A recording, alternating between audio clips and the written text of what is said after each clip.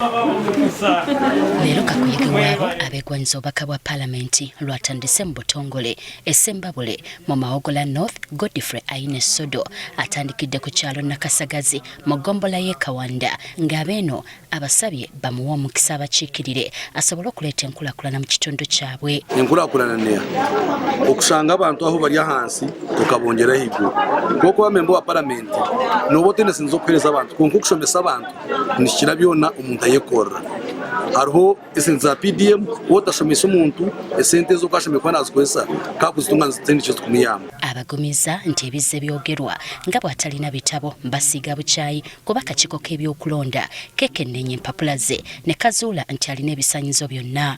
Ezo ebigambo bagenda babigamba ningira ngo ogwo nabukozesa kulonda kugira ngu bakamumanya konka ebyo tubiriyo ahabwokuba nga submitting empapula zanje mu Electoral Commission baza approvinga ngatunga recommendation kurgo mu UNEB. Ye Florence Nambazira ayagala ekifo ky'omubaka omukyala owa Ssembabule asuubiza okufuba okulaba ng'enteekateeka za gavumenti zituuka mu bantu naddala abawansi. Ssembabule district ngazi ina constituency nya oba tukwataganye n'abakulembeze banno tosobola kufuuka ku bantu tosobola kuweereza bantu.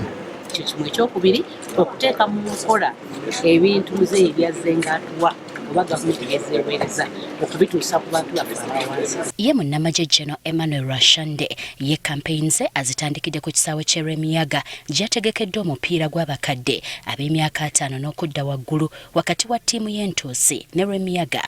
Eno asabye abawagizi be bakwatire wamu basobole okununula ekitundu kyabwe. Mutandise olutalo lw'okununula ekitundu kyammwe. Olutalo twatandika olutalo lw'okutandika okusheka kwaitu. Mutaha mufubire mutaha mu byaro mutaha mutakuzaana emizaano nk'egi obwire bwahika bw'okugira okusheka n'okuzaana. Ate Rose Akankunda amanyiddwa nga Nina Rose eyeesimbyewo ku ky'omubaka omukyalo w'e Ssembabule ku tiketi ya NUP. Ekiro ky'olwaleero wakukimala ku poliisi y'e Ssembabule ng'abanja okuteebwa kwa taata we Mathias Tushemerirwe eyakwatiddwa olw'enteeye okusaalimbira mu faamu ya President Museveni. Ngenda kubeerawo era wondabira nze ndeese piro yange ne mattress ngenda sula wano mpaka bwavaawo mpaka we bamutta.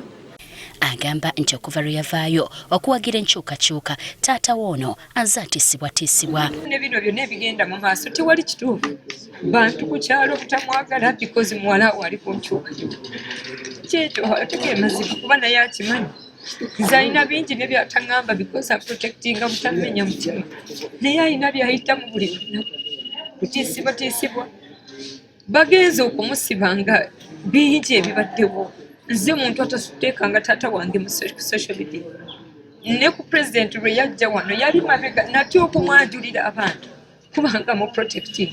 Ekyamazima muzeeyi talina musango naye ebyobufuzi by'e Ssembabule bakutte ebyobufuzi babiyingiza mu muzeeyi. Nze nandisabye nga bwe babaagala Nina Rose bajje bamwefunire ng'omuntu baleme ensonga zatto ziyingizaamu abafamire ye naye ng'ebyo byonna butiitiizi. Ekyamazima bamutidde. Okulondebwa kwa bano kwakubeerawo ng'ennaku z'omwezi 15 January wa 2026. Amasannyalaze gasooka kasongi